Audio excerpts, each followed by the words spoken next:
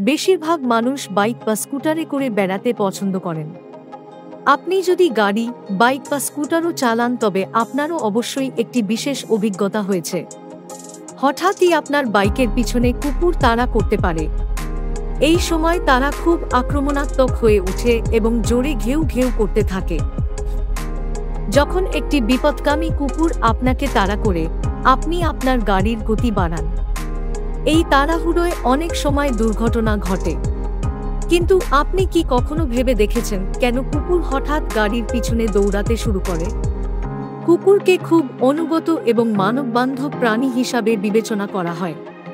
তাহলে কেন সেই কুকুরগুলো হঠাৎ আপনার বাইককে তাড়া করে যেন তারা আপনার কট্টর শত্রু?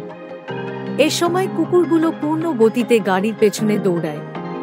সেই সময় যদি আপনি পড়ে যান তারা অবশ্যই আক্রমণ করবে। বিজ্ঞান বলছে কুকুরের এই আচরণের জন্য আপনি দায়ী নন, বরং আপনার গাড়ির টায়ার তাদের লক্ষ্য।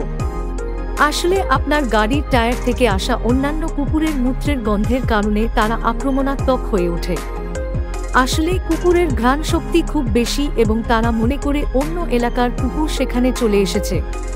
কুকুররা গাড়ির টায়ারে প্রস্রাব করে তাদের ঘ্রাণ অন্য কুকুরের কাছে ছড়িয়ে দেয়।